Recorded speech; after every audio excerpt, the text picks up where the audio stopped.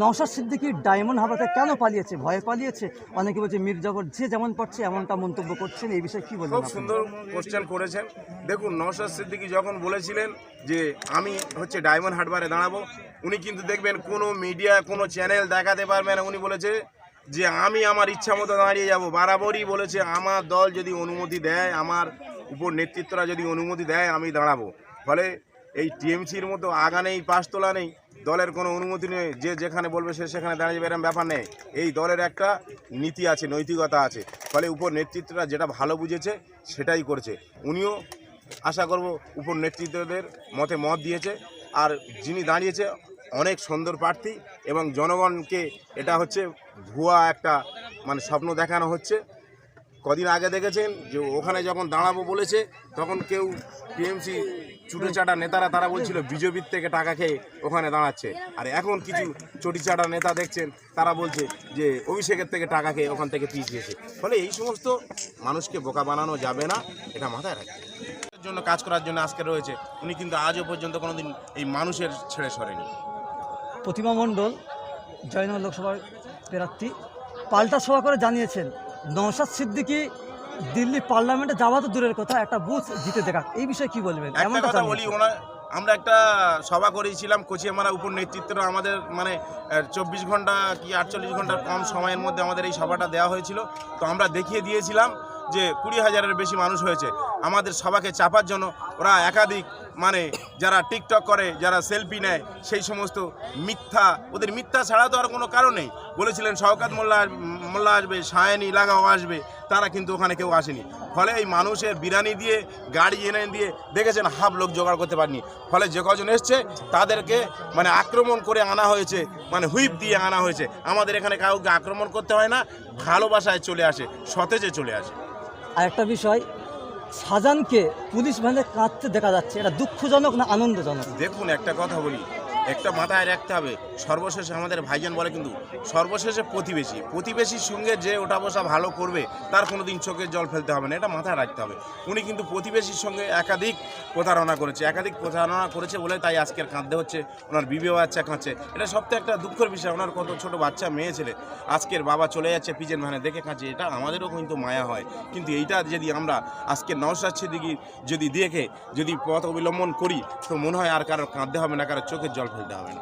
এক শ্রেণীর মানুষ তারা বলছে যে আইএসএফের কোনো নাম নিশানা নাই, এটা খুবই দেখা যাচ্ছে। সাধারণ মানুষ তারা বলছে যে আইএসএফ ভোট কাটুয়া, কারণ আইএসএফের কোনো নাম নিশানা নাই, বিজেপিকে সুবিধা করার জন্যে, টিএমসির ভোট কাটার জন্যে আইএসএফ এসছে, এবং আইএসএফ হলো ভোট কাটুয়া। এই বিষয়ে কি বলবেন আপনি? দেখুন, একটা কথা বলি, আপনারা যে কথা বলছেন, আমাদের এই দলটা কিন্তু আমাদের রাজ্যটা যখন শোষণের দিকে আগিয়ে ফেলে দিচ্ছিল এই রাজ্য সরকার, সেই সময় 2021 সালে আমাদের এই মানে দলটা এসছে। আমাদের বড় ভাইজান আব্বাস সিদ্দিকীর নেতৃত্বে এই দলটা প্রতিষ্ঠিত হয়েছে। ফলে এই দলটা যখন প্রতিষ্ঠিত হয়েছে 2021 সালে আমরা একটা বিধায়ক সংযুক্ত মোর্চার উপহার পেয়েছি। তার আগে কিন্তু মাথায় রাখতে হবে 2019 সালে এই লোকসভা ভোট হয়েছিল। এই লোকসভায় ভোটে তখন কিন্তু এই আইএসএফ তখন জন্মগ্রহণ করেনি। তখন কিন্তু এই টিএমসি 18টি এমপি উপহার দিয়েছিল নরেন্দ্র মোদীকে। সেই নরেন্দ্র দামোদর মোদীকে 18টা এমপি উপহার দিয়েছিল, কিন্তু সেখানে কিন্তু আইএসএফ ছিল না। ফলে টিএমসির বন্ধুদেরকে বলবো, তাহলে টিএমসি কার সুবিধা করে দিয়েছিল? নরেন্দ্র মোদীকে সুবিধা করে দিয়েছিল না জনগণের সুবিধা করে দিয়েছিল?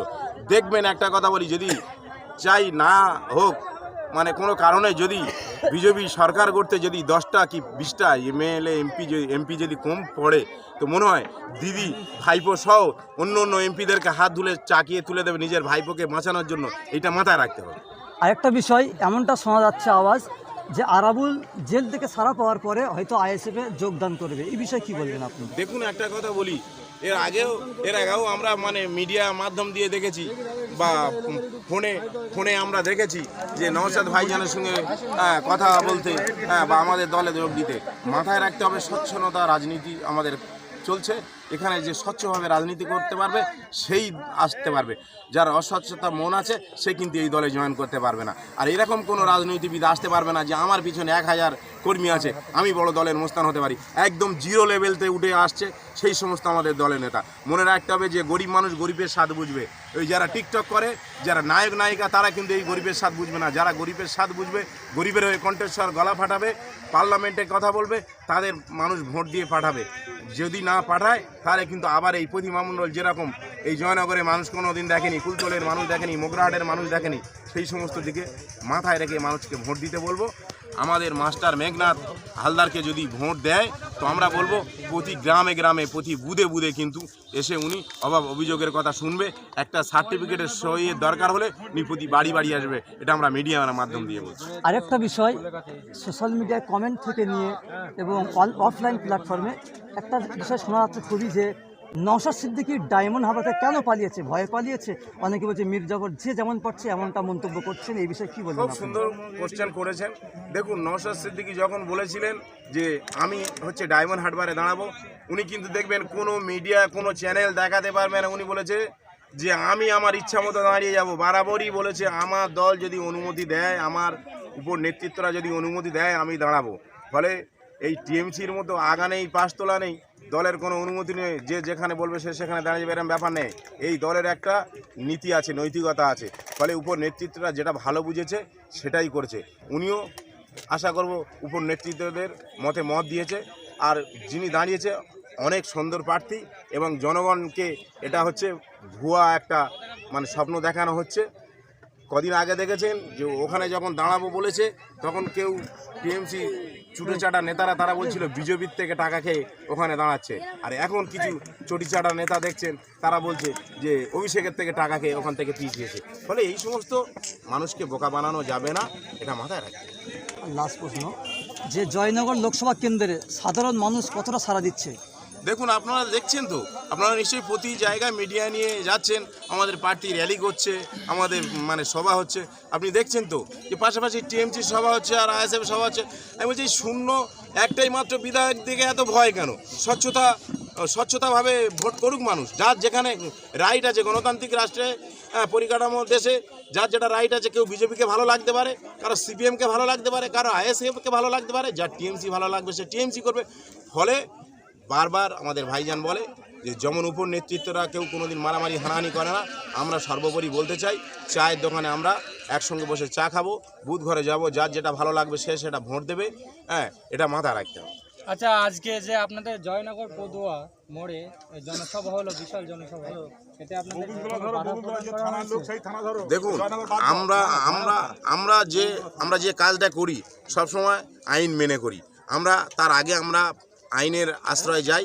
আইন থেকে আমাদের দেখেছেন না এত পুলিশ এসছে কেন? আমাদেরকে সংরক্ষিত করার জন্য, আমাদেরকে মানে সুন্দরভাবে পরিষেবা দেওয়ার জন্য। এটা মাথায় রাখতে হবে। দল ছোট হতে পারে, কাজ অনেক বড়। আপনার নাম কি? আমার নাম আবু জাফর শেখ, কোন অঞ্চল থেকে এসেছেন? মেডিগঞ্জ অঞ্চল থেকে। Thank you. जियो इश्क में नबी के, जियो इश्क में नबी के, जियो इश्क में नबी के, जियो इश्क में नबी।